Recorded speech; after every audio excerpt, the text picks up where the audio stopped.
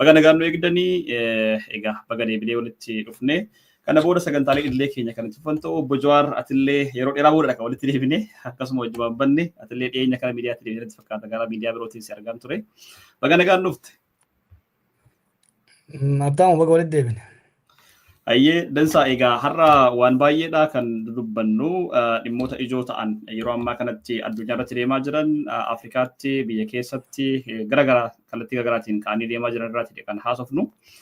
Dura dursinee namoonni baay'een dhimma keetiin wal qabatee gaafii hedduu kaasaa turan tibba darbe kana miidiyaalee garagaraati irratti ispeeshaalii miidiyaalee warra afaan Amaariffaa dubbatan tokko tokko irratti maqaan kee ka'ee hidhamuun kee labsamaatidha kan ture.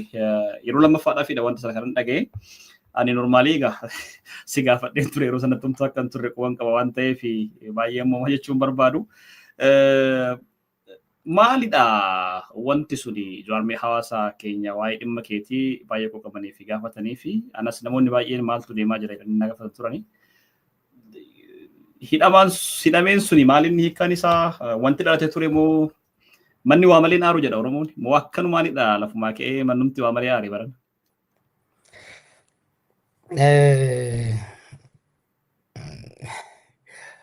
Dhimmi coorruma kaasee balballoomsaa ta'u ture san gaafachuu wayya. Hiikkaan isaa maali yoo jedhame tarii waggaa dabre kana nama hedduuf hojii baafne miti faarsii bulaa hedduu milishaa miidiyaa hedduutu shakkalachaa ture. Nuti miidiyaa irraa baduun gabaa xiqqoo qabaneessuun oolle gabaa san xiqqoo ho'isullee waan barbaadan fakkaata. Kan qindeessaa ture dameetikaa mootummaatis nu isaan qabu. Akeen isaanii tokko maalitti jira ka jiru beekuu waan barbaadaniif waan jalliseef saniif mala malachuu akkana hunoo kanatti hin jira jedhee akkanaan dubbadhu barbaadanii.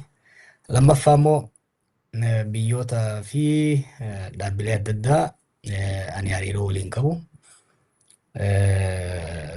Hariiroo san balleessuudhaaf hariiroo san kukkutanii koobatti na baasuudhaaf waan kiyyeeffatan fakkaata. Irra caalatti garuu akkuma itti bazaroo jedhe abukaatoo seeraa qabannee dhimmicha hordofaa jirra. Waan isaan ragaan kan uummata beeksifnu ta'a. Walii galatti garuu gama faarsii bultootaatii fi gama gariitiin gabaa ho'ifachuudhaa fi jarri mootummaa immoo akkuma reefsu hin jee akeeka san bakkaan ga'uudhaa yaadaniiti. Dansaadha Jawaar walumaa galatti namoonni baay'een egaa dhimma kana sirriitti waa'ee dhimma seeraatiin wal qabate tibba darbe afaan Amaariffaatiin simmoo wajjin gaafii gootan irratti kaastee turte dhimma seeraan wal qabatedha. Dhimma seeraan wal qabate baay'ee irraa dubbachuun ni ulfaata. Garuu namoonni baay'een maal jedhu dhuguma Jawaar rakkoo akkasii keessa seenee ture amma miidiyaa irratti wanti inni nuun jedhu kuni nu amansiisuutti hin jiru rakkoo akkasii keessa jira warri jedhan immoo warreen gama kaaniin jiran immoo dhugaadha gadi bahee dubbachuun isaatu waanuma sanuu ofirraa deebisuudhaaf qolachuudhaaf deemaa jira dhuguma wanti kun irratti raawwanne waan jedhu deemaa jira. Hawaasa keetii fi warra mootummaa waan kana raawwataa jiraniifis maqaan namoota achi keessatti ka'anii jiran maqaan biyyoota achi keessatti ka'anii jiran Keeniyaadhaa hanga Ameerikaatti wanti kun hundi ka'ee gaafa dubbatamu hiikkaan isaa maalidha jettee yaadda? Lafumaa ka'aniit maqaa namootaas maqaa biyyootaas kaasanii dubbatu dhaabbilee gurguddoo biyyoonni kunniin qaban irrattidha kan fokas godhamee akka waan isaan dhimma kana beekaniittidha kan deemaa ture jechuudha. Dhaabbilee sana odoo maqaa sirreessanii amanii bareeda ture. Kanaaf hedduu keessa deemuu nu barbaachisu kun waanuma wallaansoo keessa jirra qabsoo keessa jirra. Isaanis haga danda'an darbachuun homaa miti. Haga tokko xiqqoo akka waan waloo miinetti odoo eegaa deemanii waan tokko malee ana fayyadan malee waan na miidhan baay'ee illee hin qabani. Ture keessa dabarree beekisa mana wayyaanis waan akkanaa hedduu yaalamaa ture. Saniyaasis hedduudhuma yaalamaa ture. Irra baannee tas geenye gara fuulduraas hin deemna. Akka kana dhiisii barka lubbuutu beeka keessa dabarree as geenye. Gara fuulduraattis waanuma yaaliin kanatti maqaa balleessuu waan anaan waan hin jedhamiin maaltu jira. Gareen leencoo lataatee as bar kaaga kiyya alanshame namni bee siyaasa biyya sadii waan jirratti fakkaatu amma qaama ta'ee jira. Yeroo amma deengaddaa kan hin deebisee namni hedduu yaaddee namoonni teekstiidhaan waggaa nagaafatan nagaan qabu waggaan hin jeemni bilbilan sagalee kiyya shakkanii viidiyoon gosa sadarkaa bilbilutti waan ga'aniif namoonni garaan nyaataniitiin saniif deebii kennuu barbaade malee waan haaraa miti afaan haaraa miti waan kana caala waan hedduu yaalama. Kun immoo waggaa ifi kan nuti dahii iddoon keetiin tokko kichin jiran yoo hin dandeenye kushiinaan seeniniidha. Kushiinaa seente immoo ho'a jala deessuun ho'a sodaachuu waan hin taane kana jabaanni kan itti deemu ta'a rakkoon qabu. Dansa egaati waan kana kanumaan guulamnee keessaa baana gaafii dhuma xumuraatan kaasa dhimma kana wal qabate yeroo dheeraadhaa fi dhimma ijoo biyya keessatti deemaa turan akka ijootti kaastee gaafiin uummataa akka fuulduratti bahee dubbatamu gaafii ogeessota fayyaa gaafii barsiisotaa gaafii qonnaan bulaa gaafii xaa'oodhaan wal qabatee deemaa turan baay'ee kaastee gara fuulduraatti akka dhiibbaan uumamu taasisaa turte tibba ispeeshaalii waggaa darbe waggaa 2025 akka faranjootaatti jechuukooti. Dhiyeenya kana as callistee turte ati callisuu kee kana boodadha wanti kun kan ofuma raawwatamee gadi bahee akka ammaatti dubbattetti immoo tikni mootummaa biyyaalessa Itoophiyaadha duuba akka jirudha waan kanarratti kan ati odeeffadhe jettu yookiin immoo quban qaba jettu yeroo kanatti maaliif barbaachise wanti kun yeroo ati callisee ta'aa jirte kanatti? Maaliif dubbii qottaati? Nuuf isaan wal beeyna. Waan miidiyaa fi isaanis waan godhaniif qaba anis waan godheef hin qaba akkuma siin jee waggaa dabre siyaasatti hin deebi'e siyaasatti deebi'uudhaan siyaasaa biyyattii qindeessuun political discoursiin akka deebi'u akeeka lafa kaa'annee itti deemne ture akkuma waa'ee kitaabaa ta'e eegallee si wajjin mari'achaa turretti tokko mootummaan sun akka mootummaa Oromoo of fakkeessuudhaan yakka Oromoof saboota biraa irratti hojjetuuf uummata Oromoo jalatti dhokachuudhaaf yaalii inni godhu Oromoofis biyya saniifis balaa hamaa waan ta'eef san dhiibuudhaaf hojii hojjennee sanirratti nama tokko milkiin tureera. Kan lammaffaa rakkoon guddoon biyya sanii rakkoo nageenyaaf rakkoo diinagdee waan taateef keessattuu dhimmi diinagdeedha ajandaa waloo sabaa Oromoota biyya sanii akka ta'uuf hojii hojjetameen milkaa'ina guddaatu irratti argame. Kan biraa mootummaa amma booda namni fedhe nu sochoosuu hin danda'u nu socho'uu hin dandeenyu jettee miila diriirfattee goobdee teessu san akka batachiitu gochuu hin danda'amee jira. Waliigalatti siyaasa san si'eessuu deebifnee irratti hojjechuu karoora qabanne hedduu jira jechuu karoora isaanii irratti milkaa'ina ture. Dhuma waggaa irratti hojii hojjetame xiinxaluun barbaachisaadha. Hojii itti aanuuf qophaa'uun barbaachisaadha. Hariiroolee hojii itti aanuuf barbaachisan cimsachuu tolfachuun barbaachisaadha. Akkasumas immoo haalonni deengedallee kaasaa ture haalonni keessattuu naannoo isaanii yeroo qabsoo gootu karoora baafatta karoora itti baafattu haala qabatamaa odeeffannoo qabatamaa yeroo sanitti agartuu fi tilmaamtu irratti hojjetati. Yeroo tokko wantoonni ati eegin gurguddaan hoggaa dhufan karooraaf tarsiimoo keessatti dhiibbaa qabanii karooraaf tarsiimoo san kan sirraa'uu qabu sirreessu kan hafuu qabu hambisuu kan saffisuu qabu saffisiisuu kan duubatti hambisuu qabu duubatti hambisuudhaaf dhaabattee ilaaluu qabda. Kanaaf yeroo dabre kanatti wantoota hin qabneen alatti wanti si eeruu danda'u tokko hojii dabre madaaluu qabna turre warra waliin hojjennu wajjin kun yeroo fudhata. Yeroo tokko sagalee dho'ifattee dhaggeeffachuun fi xiinxaluun hedduu barbaachisaadha. Karoora gara fuulduraa baasuufis sanarratti hojii hojjetamaa ture. Kan gara fuulduraa gaafa dabarte seenaa keessatti walitti himna. Dansa ayyee Jawaar dhimma kana kanumaaniin keessaa ba'a sirriitti irraa dubbachuun hin danda'ama. Dhimma haalli harka seeraa jiru waan ta'eef baay'ee dubbachuu fi gaafii hedduu dhimma seeraatiin qabame irratti kaasuudhaaf hin malle baay'eetu jiru waan ta'eef bira darbe.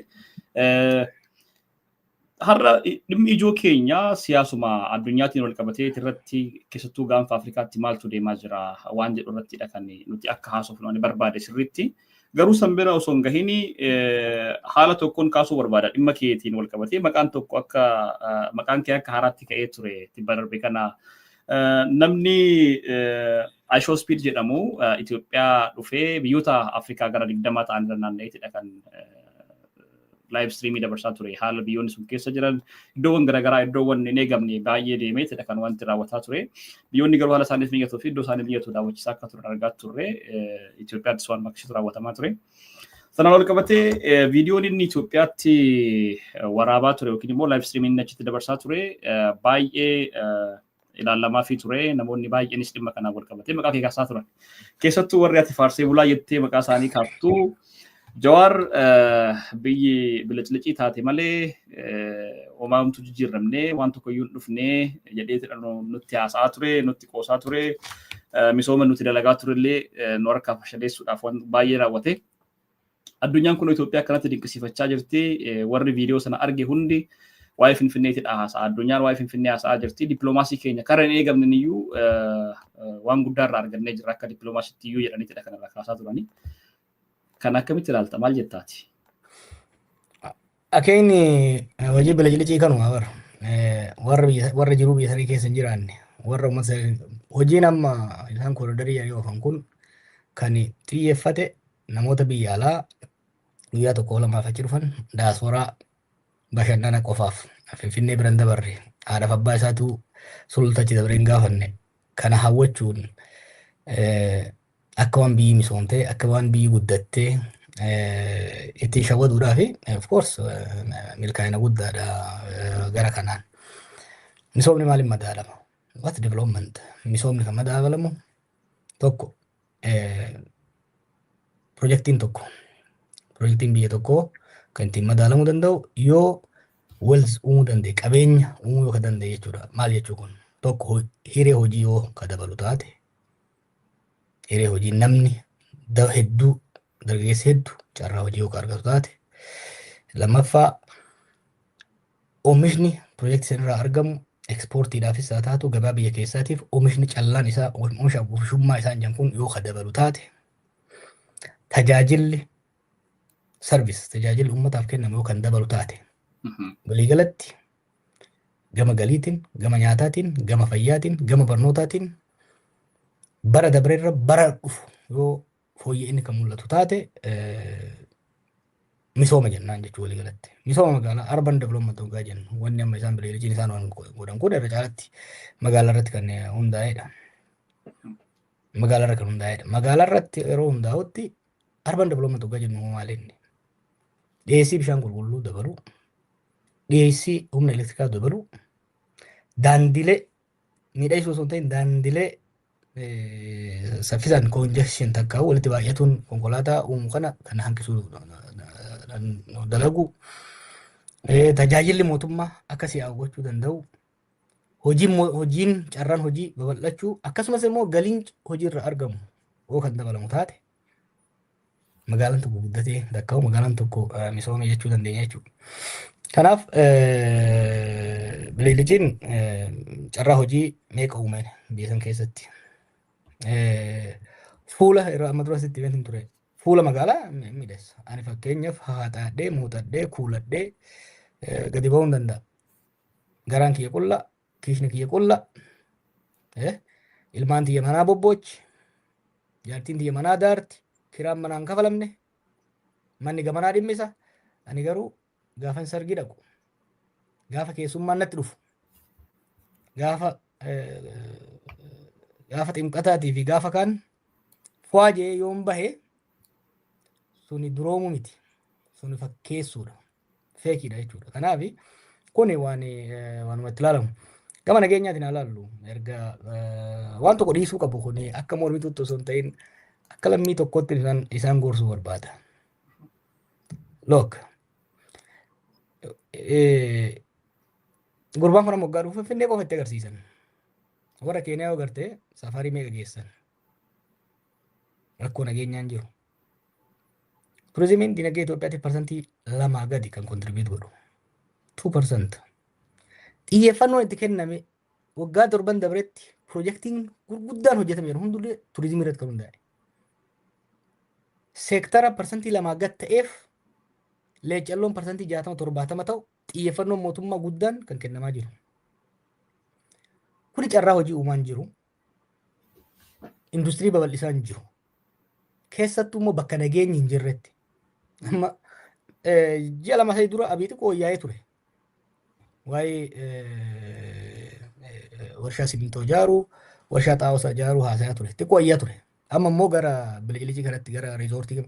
I don't understand what the obsession is with resorts. Kabiraadhiisi riizoortii fagoo gorgoraa maal malliisi wanciin Wanciin baasii mataa ofii, baasii ji'a kan ittiin ijaarame kan isin jechaa jiru. Baasii ji'a ofirraa uwwisaa jiru. Keessummoonni achi dhaqan ispoonsara mootummaatiin mootummaan ofii ijaareet maallaqa ofiitiin keessummoota biyya keessaa biyya alaa geessee achitti bashannansiisa. Humni waraana kaampii ijaarratee achi ta'a. Wanci kiiloomeetira 150 Finfinnee irraa hin geenye kana jechuudha. Kuni misooma biyyaa fidu. Kun biyya guddisuu hin danda'u. Biyyi kanaan gurguddate hin jiru. Waan biyyi baay'een deemee arge. Fakkeenya Taayilaand otoo ta'e Taayilaandiif Singapoor wal bira qabdee Taayilaandiif Kooriyaa kibbaa bira qabdee ilaaluu dandeessa. Taayilaand waggaa dhayite Baankok kana keessa bililichi isaa ifaan isaa karaan isaa laali waanuma jannata dhayite sitti fakkaata. Karaa guddaarraa waggaa baate keessa jiraadheetiin hojii oltummaa Baankokitti hojjechaa turan. Daldala ta'ee ijoollee ta'ee jechuudha. Hiyyummaa ilmi namaa ni gurgurama. Hiyyummaa daangaa hin qabne keessa jira jechuudha Taayilaand. Biyyoota Saawuz Eeshiyaa keessa biyyoota hedduu duubatti hafoo ta'an keessa tokko. Kanaaf turizimii guddaa qabu. Turizimiin garuu Taayilaand sadarkaa Kooriyaatitti, sadarkaa Singapooritti, even sadarkaa Maaleeshiyaatti guddisuu hin dandeenye jechuudha. Kanaaf Itoophiyaan biyyi tokko leeccalloo qabu yoo misoomsedha. Risoorsii qabu yoo misoomsedha kan guddatu. Leeccalloon Itoophiyaan qabdu waa lama. Humna namaa fi dachii ishiiti. Humna namaatii fi dachiidha. Humna namaa kana barnootaaf ogummaa qulqulluu ta'een qarree biyya keessatti bobbaafnee akka hojjetu. Faabrikaan adda addaa, warshaaleen adda addaa dhufanii biyya alaatirraa dhufanii through foreign direct investment dhufanii yoo akka biyya guddisuu danda'an taate carraa tokko dandeettii barnoota dandeettii ogummaa ijoollee kanaa guddisu biyya keessatti immoo faabrikaan adda addaa dhufee dhaabatee akka isaan qaxaru gochuu danda'u. Warra biyya keessatti qaxaramurraa hafan immoo biyyoota alaatti ogummaadhaan akka amma gabra goonee biyyoota arabaatti erginu kana osoo hin ta'in dandeettii isaanii dandeettii afaanii ogummaa gama fayyaatiin haa taatu gama injinaringii haa taatu leenjifnee erginee ofii hojjetanii maatii isaatiif illee akkasumas immoo sharafa biyya alaa akka fidan gochuu irratti ilma namaa tokko ilma namaa misooma ilma namaa irratti fuulleffachuu. Kan lammaffaa lafa. Lafa qabnu san oomishni isaa callaansaa qonni isaa akka dabalu gara industiriitti akka dagaagaa deemu yoo gooneen alatti tapha amma godhamu kanaan tapha bililichi faranjii ittiin shawwatu hin dandeenye. Waa Itoophiyaan akka malee misoomte jechuu dandeessa. Garuu diinagdeen biyyattii carraan mallayni irratti bahee fi carraan hojii uumame ekspoortiin meeshaan nuti bililichi kanarraa ekspoortii goone takkittiin maaliin uumaan jiru. Kanaaf waan akkanaa ijoollee biyya alaatii bashannanaa dhuftu gammachiisuu danda'a. Rakkoo biyyattii garuu furuu hin danda'u. Yaa Joor dhimma kanallee gaafame tokko waliin keessaa bahuu barbaada. Gaafii tokko waan waataan biyyattii irraati ka'ee Ikooturizimiin Itoophiyaatti parsantii 2 qofadha kan inni qabu jettee ati iyyuu kaastee kanaaf sanaa gadiidha akka ta'edha kana tamanaa dubbatte. Isaan maal jechaa jiru dhugaadha.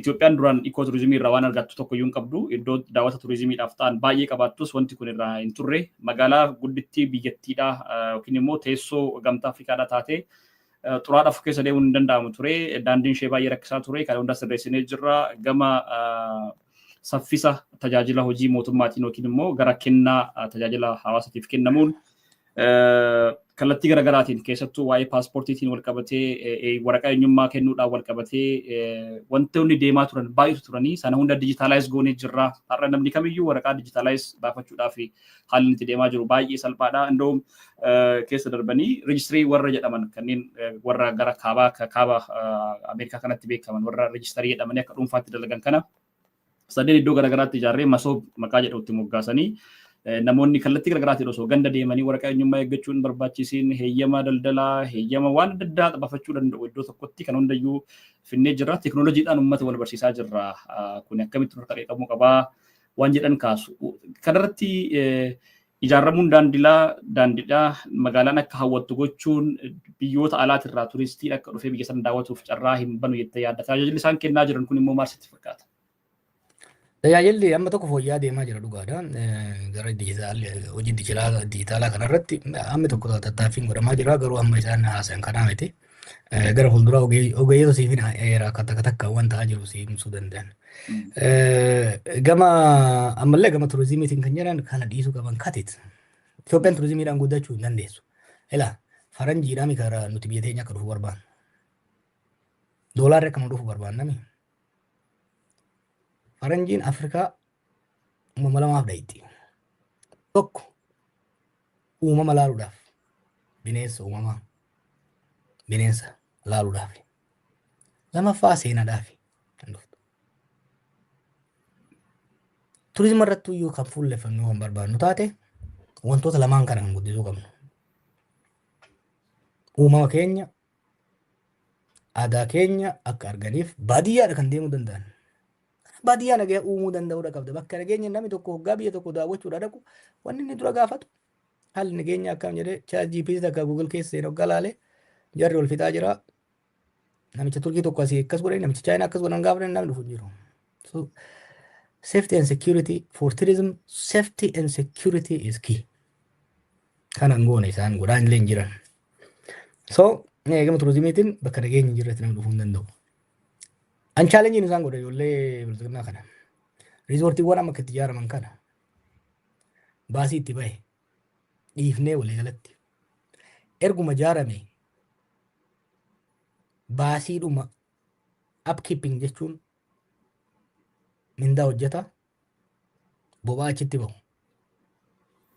Baasima ji'a ji'aan wanci irratti bahu galii wanci argatu. Kafar gochaa jira. Gurguraan. Itoophiyaan namni maaliif dhufaa ture? Itoophiyaan wanni adda isee godhu Laallibalaadha, Soofumar, Aksuum. Kan hin dabre immoo qabeenya uumamaa bosona fi gaarreen Baalee kana. Turistii meeqatu achi dhaqaa jira? Meeqatu nageenya ofiitii jechee ka'ee dhaquu danda'a? Kan hin jechaa jiru wanni isaan ijatti dhiibanii irraa abaarame na fakkaata beektaa fi irraa tuqame waan kana. Biyyi kanaan guddachuu danda'u hin jiru. Kun biyyi kan guddachuu danda'u. Very simple Itoophiyaatti kan biyyi sun kan guddachuu danda'u. Humna namaa keenya. Miliyoona 130 taane. Namni Itoophiyaadha yookiin ba'aadha yookiin bu'aadha biyya saniif. Sirnaan yoo barsiifne ogummaa gabaa irratti gurguramuu danda'u. Afaan English, Arabic. Dandeettiin Ingilishii fi Arabic ijoollee keenya akka ka'u yoo goone. Nursing, engineering, IT-dhaan practical skill yoo qabsiifne waa lama hojii tokko faranjoota irraa haa taatu, Hindii irraa haa taatu, Chaayinaa irraa haa taatu competitive waan taanuuf warshaalee harkifnee ijoollee ogummaa gaarii qabdu gatii biyyoota biraati irraa gadi aanaan dhiyeessinee fi warshaalee hedduu fidnee ijoollee kanaafis carraa hojii uumne ekspoortii keenyas dabaluu dandeenya. Kan lammaffaa ijoollee achirraa hafte biyya biraatti erginee ifillee jiraachiftee maatii fiitis biyyaafis bu'aa akka buusuu dandeenya tokkodha. Lammaffaa qonna keenya ol guddisuudha. Kana galtee isaa warshaa xaa'oo minjaarra jedhan kana waa'ee bililicii kana dhiisanii xiyyeeffannoon isaanii warshaa xaa'oo ijaaruu irratti yoo ka fuulleffatu ta'a biyyi sun guddachuu danda'a. Sanii alatti iyyoo gurbaa ispiidii fi maalii kana fiddee caffarsiisuu dandeetta. Garuu rakkoo hojii dhabdummaa rakkoo qaaloomina jireenyaa kanaan furuun hin danda'amu. Dansa egaati waa'ee wanciitii wal qabatee akkasumas riizoortiiwwan garaagaraatii wal qabatee wrongly proof jechaa ni jirta natti fakkaata yoo dhuguma bu'aa qabeessa ta'ee bu'aan keenya kanadha baasiin keenya kanadha jedhanii kan ammoo bu'aa argannee irra jedhaati dogoggora keenya nutti hima chaalenjiidha kan jedhudha kan atamma dhiyeessaa jirtu chaalenjii kana warri dhimma kana wal qabatanii fi waan kana irratti dalagan yookiin immoo haasaa kee biliciliciidhaaf jettee dubbattu kobatan akka chaalenjiitti akka fudhatan abdiin qaba. Egaa kanaas waan inni goolabee gara birootti ceesisa Jawaar har'a dhimmoonni gurguddoon waan baay'eetu deemaa jira addunyaa kanarratti haala biyyattiin Itoophiyaan keessa jirtu wal qabatee addunyaa irratti wantoota deemaa jiran dura kaasnee gara gaanfa Afrikaattiin si deebisa. Maaliif siyaasni addunyaa jijjiiramuun biyya tokko irratti dhiibbaa guddaa qaba. Kana namoonni baay'een irratti walii galu siyaasni addunyaa gama tokkoon luucca'ee hogguu deemee biyyoonni gama sanatti luucca'uudhaaf kanaan dura sooshaalistii fi bara Raashiyaatiif Ameerikaan faanti wal waraansa keessa turanii fi iddoo garaagaraatti qoodamanii siyaasa addunyaa gollaa turan wantoota raawwataman seenarraa baay'ee beekna. Ammatti siyaasni addunyaa garam deemaa jira jetteetidha kanatti yaaddu Jawaar. Eenyi kana Ameerikaan wantoota baay'ee hin yaadamnedha kan isheen raawwachaa jirtu. Kallattii garaagaraatiin pirezidaantiin biyyattii wanti inni raawwatu waan baay'ee hin eegamnedha. Hanga waraana neetootti deemee waan adda addaa achirratti raawwachuu Ameerikaan iddoo garaagaraatti deebitee akka isheen of ijaartu biyyoota nagaa eegduu addunyaatti jedhamtee beekamaa turte Ameerikaan kanaan dura. Amma sana American First waan jedhutti gad deebisee dhimma Ameerikaa qofarratti xiyyeeffatee deemaa kan jiru. Namoonni baay'een kallattii garaagaraatiin hiikaa itti kennu waan kana. Kun immoo siyaasa addunyaatti irratti feezii haaraa, fuula haaraa yookiin immoo ce'umsa haaraa fidaa jira jedhanii namoonni kaasan jiru. Akkamitti ilaaltaati? Dhugaadha. Barri gadaa nama keessa jirru kun gadaa jijjiiramni guddaan addunyaa irratti ta'aa jirudha. Yoo xiqqaate bara wal waraansa addunyaa lammaffaa bara 1940 booda dhuma wal waraansaa sanii as jijjiiramni guddaan akka ammaa addunyaa irratti ta'ee hin beeku ta'as kun yoo xiqqaate waggoota 20 as deemu kanaaf addunyaa kana raasaa firfirsaa garii jabeessaa garii buusaa garii ol kaasaa akka deemu kan tilmaamamu. Kanas kan fidaa jiru agartee addunyaa kana keessatti dumarraa kaasee addunyaan yeroo humni tokko hedduu jabaatee yeroo dheeraaf olaantummaa isaa mirkaneeffatee deemuu fi dhawaataan immoo abbaan humnaa sun humni isaa laaffata warri biraa immoo humni isaanii jabaataa yeroo itti dhufan agarra jechuudha. Akkuma beekamu gara bardhibbee yookiin immoo jaarraa 19ffaa dhumaa irratti addunyaa irratti olaantummaa kan qabaataa turte Biriteen turte. Impaayera guddaa qabattee olaantummaa isii doominant taatee super power taatee qabattee turte. Gara jalqaba jaarraa 20ffaa irratti humnoonni biraa cinaan bibbiqiluu eegalan jajjabaachuu keessattuu Jarmaniin, Raashiyaan cimanii dhufan jechuudha. Kanaaf Biriteen hedduu diriirfattee biyyoota hedduu yaadattanii mana barnoota gabarannu impaayera Ingilizii irratti aduun gama tokkollee hin dhiitu kan jedhamu. Hedduu diriirfachuu irraa kan ka'e humni isii gara laaffachuutti yeroo deemu warri akka Jarmanii warri akka Raashiyaa immoo cimaa hoggaa dhufan wal waraansatti deemame. Biriteen boodarra kuftee Ameerikaan immoo jabaachaa dhuftee bakka Biriteen qabatte. Sirni addunyaa international system bara 1945 UN irraa kaasee IMF World Bank wanni nuti beeknu kun hundi hoggansaa fi olaantummaa Ameerikaa jalatti ijaaramee gammaa kan gahe. Wanti akka globalization fa'aa jennuun bara 1990 keessa ture. Kun hundi olaantummaa Ameerikaa sirna lixaa kan jennuun western system garuu kan hoggansa Ameerikaa jalatti biyyoonni hedduun warri Awurooppaas ta'ee Eeshiyaa keessa warri akka Jappaan, Kooriyaa, warri akka Indiyaa hundumtuu jala hiriiranii sirna kana taliganii ittiin deemaa turan jechuudha. Olaantummaa gama waraanaatis, gama diinagdeetis, gama saayinsii fi teekinooloojiitiinis, gama miidiyaatiinis. Wanni uffannu akkatti haasofnu, wanni barannu hundi irra jireessan kan dhiibbaa Ameerikaa qabaachaa ture jechuudha. Akaakawwoota keenyarraa kaasee hamma dhaloota keenyatti. Amma waa lamatti ta'aa jira gara Ameerikaa kanaan. Tirampii fi amala Tirampii fi haala qabatama Ameerikaa. Haalli qabatama Ameerikaa humni isiin dhiibbaan isiin godhaa jirtu kun gatii guddaa itti fe'ee keessattuu lola Iraaq booda humnis laaffachaa baasiin isiin baaftuu fi galiin faayidaan irraa argattu laaffataa dhufe jechuudha. Kun Ameerikaa keessatti bara yuunivarsiitii tureerraa keessattuu giraajuweet iskuul tureerraa kaasee bara Obaamarraa kaasee marii jalqabsiise. Amma bara Obaamatti bara Buushitti addunyaa kana cabsu sirrumatti qaban dhiibbaa dhufu kana of jala deefnee tarkaanfii fudhachuu eegalanii hin taane. Bara Obaamatti wanni goonu maali? Konteenuma goona naannoo sanitti fakkeenyaa fi naannoo Eeshiyaa Paasifikittis warra jiran gargaarree humnaan osoo hin ta'in gama dippiloomaasiitiin baalaansii goonee deemnaa madaalchifnaa kan jedhu itti deemanii jechuudha. Sunis hin taane Trump tokkoffaan dhufe. Bara Trumpitti amma kan dhufe maali?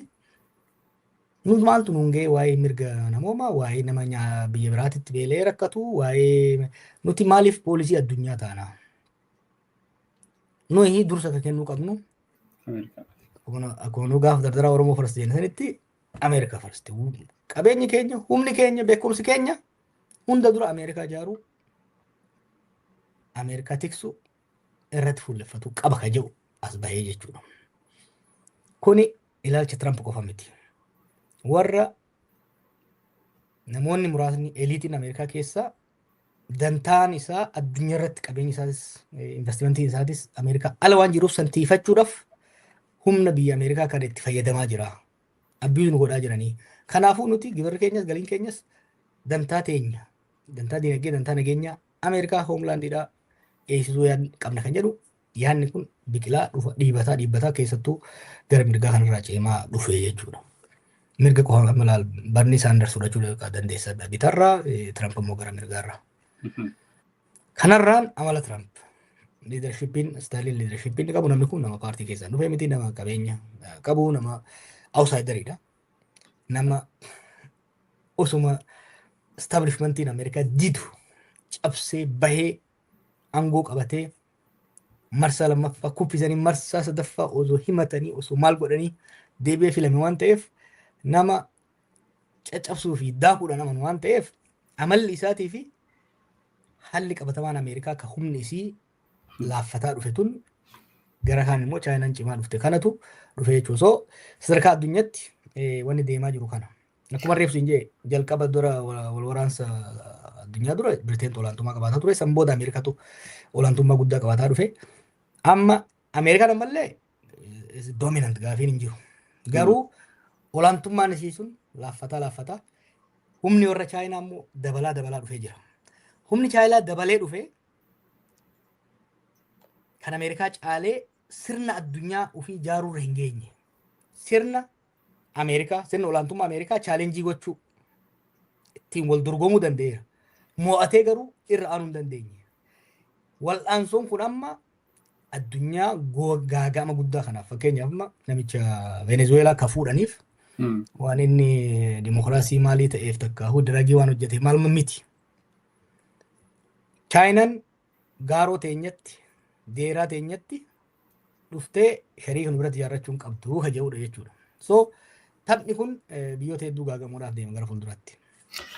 Besa egaa Joorri har'a gaafiiwwan akkanaa kana baay'eedhaan kan siif kaasu ta'a. Daawwattoota keenya har'a dhimmoota kanarratti kan xiyyeeffannuu fi wanti addunyaa irratti raawwatamu biyyoota Afrikaa reefu guddachaa jiranii fi dimokiraasiidhaan sirna waliin bara irratti dhiibbaan inni qabaatu yookiin immoo aangawoota diktaatar ta'anii dhalachaa deemanii fi biyyoonni gurguddoon baalaansii dimokiraasii addunyaa eegaman yookiin dantaa isaaniitti irratti hundaa'anii haa ta'u baalaansii dimokiraasii addunyaa eegan jedhaman gara keessoo isaaniitti deebi'anii gaafa of qofa jabeessuutti deebi'an rakkoo akkamitti uumama kan jedhu gara booda irratti kan laallu ta'a kanaan wal qabateeti. Walumaa galatti Jawaar gama keettiin deebi'a.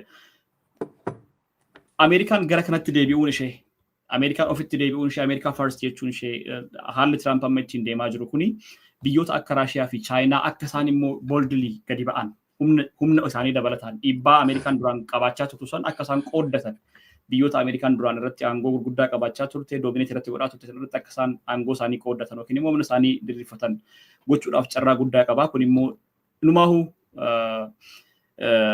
adeemsa siyaasa addunyaadha sirriitti jijjiira warreen jedhan jiru. Addunyaa gara kallattii garaagaraatiin wal dorgommii keessattuu dirree Afrikaa kana dirree humnoonni gurguddatanii fi humna isaanii agarsiisuu barbaadan yookiin immoo eenyummaa isaanii agarsiisuu barbaadan irratti wal falman gochuutti deemaa warreen jedhan jiru.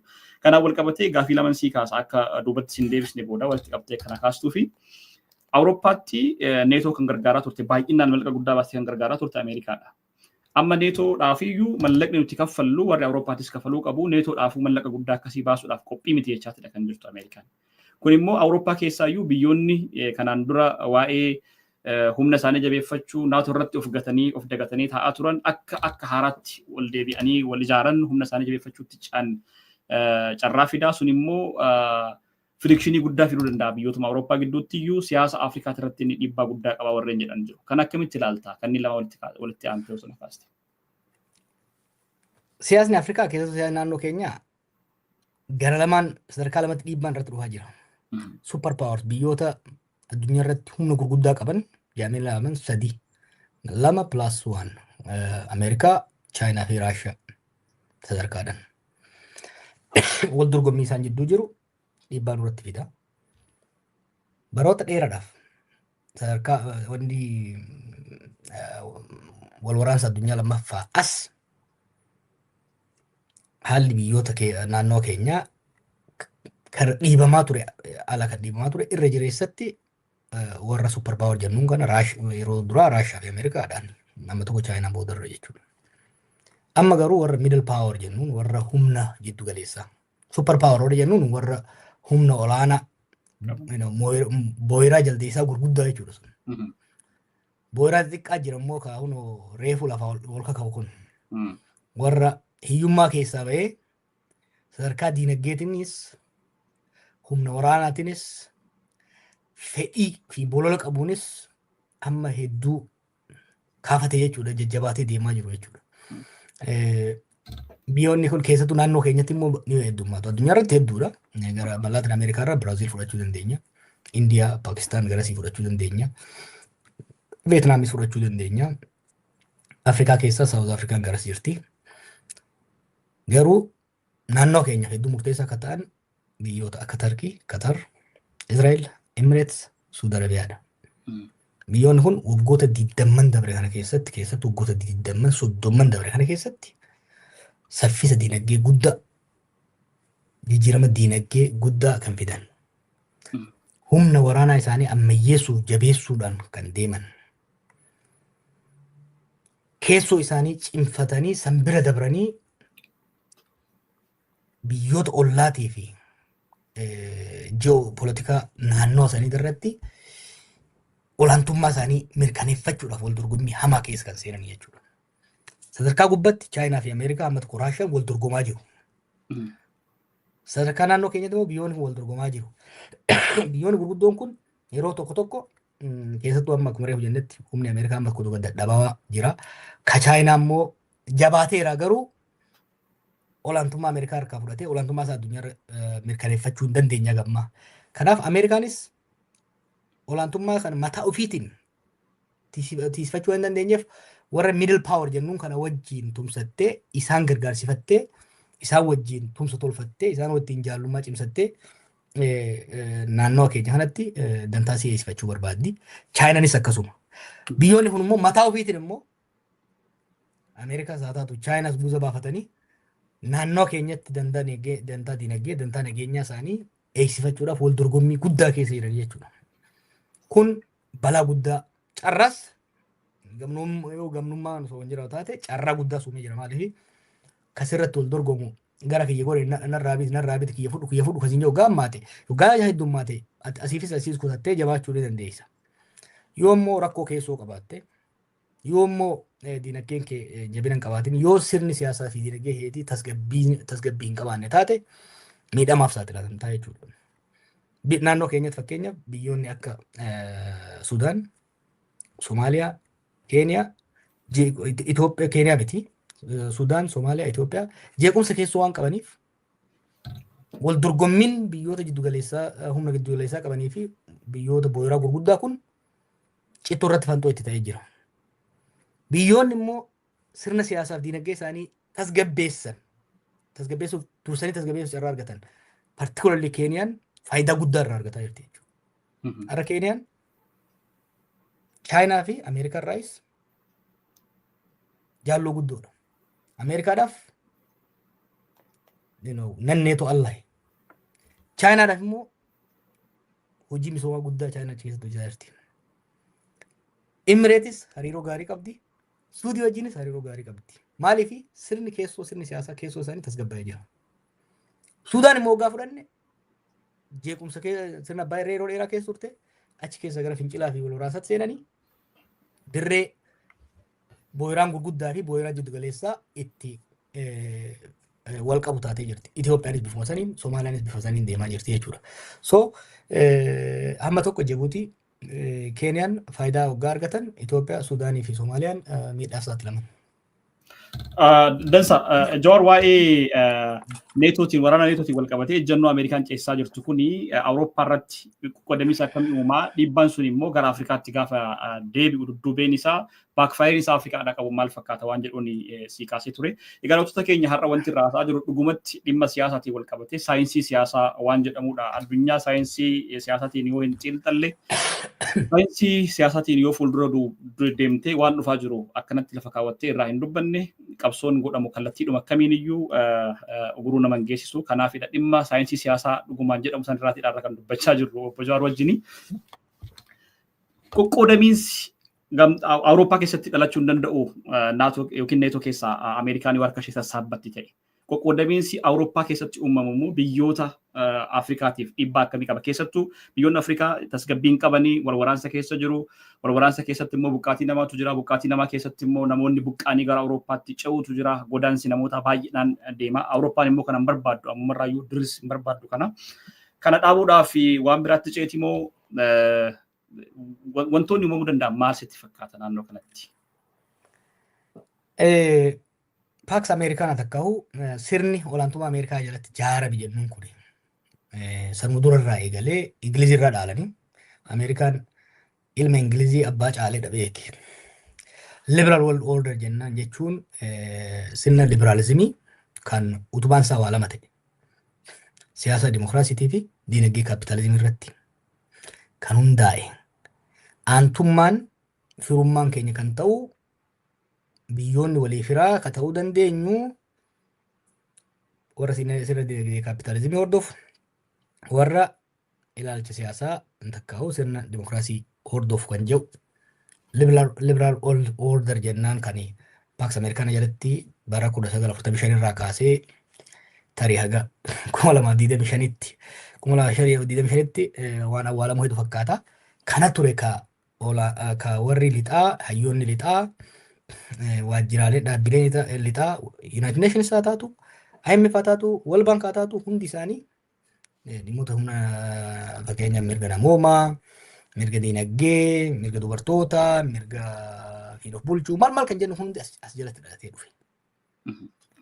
So Ameerikaanii fi Awurooppaan durii kan walitti firoomuu qabnu ilaalchanii yaadanii yaadni lamaan kun immoo kaapitaalizimii fi free market economy and democracy kan jedhu. Amma sun waan isaan fayyades qaba, waan isaan miidhes qaba. Wanni isaan fayyade maali? Addunyaa irratti olaantummaa ilaalcha akka argatan keessattuu koominizimii akka mo'atan ummatoota cunqurfamaa, ummatoota miidhamaa hamma tokko ofitti akka hammatan moral upper hand akka godhatan gargaaree ture jechuudha yeroo dheeraadhaaf. Keessattuu adada namni isaanii dulloomaa lakkoofsi nama dhalatuutii fi nama dulloomuu wal dabraa waggaa deemu baqataa kanas galfatanii humna jabeeffatanii turan. Amma garuu humni diinagdee isaanii keessattuu ka'umsa Chaayinaatii fi Chaayinaa osoo hin ta'in ka'umsa biyyoota amma BRICS keessa jiran warra akka Biraziil, warra akka Indiyaa kunneen kun ka'aa dhufuun olaantummaan diinagdee qaban sun comparative advantage takkaahu caalmaan isaan qabaachaa turan sun hir'ataa waggaa deemu warra lixaa jidduutti dibeetii takkaahu atakaaruu uumee jira. Yaanni firummaan ilaalchaan jedhu suni nuun taane hulaa cufachuu qabna. Firummaan aantummaan siyaasaa keenya eenyummaa irratti qaroomina irratti hundaa'uu qaba. Ilaalcha irratti osoo hin taane qaroominaa fi eenyummaa irratti. Eenyummaa waggaa jennu eenyummaa adii, eenyummaa civilizationii roomarraa kaasee jiru kanarratti kan hundaa'e ta'uu qaba malee Jappaan dimokiraasii waan taateef kaapitaalistii waan taateef nuuf fira jechuu miti. Kanaaf warri adii taane warri civilizationii wal fakkaataa irraa dhufne walitti maxxannee warra kaan fagootti ofirraa qabuu qabna kan jedhu ilaalcha cimaadha jechuudha kan dhufaa jiru. Kun amma almost olaantummaa qabatee dhufaa jira. Addunyaa raasaa dhufaa jira. Ilaalchi akkanaa kun waggaa 10 dura hedduu finxaalessa jedhamee ilaalama ture. Amma Ameerikaatti aangoo qabatee jira, biyyoota Awurooppaa adda addaatti qabatee jira, Firaansitti itti aansee qabachuu danda'a. Kuni laaffina lixaa jechuun fide jechuun neetoo irratti yoo fudhataate fakkeenyaa fi neetoon kan uumame Raashiyaa irraa ittisuudhaaf. Ilaalcha nama reefu siin jee kana sirriitti qalbifadhu. Dur Raashiyaan kan dhiibamaa turtee fi kooministiidha. Ardiinaan Awurooppaa keessa jirti beeki Raashiyaan. Sanyiidhaanis adiidha.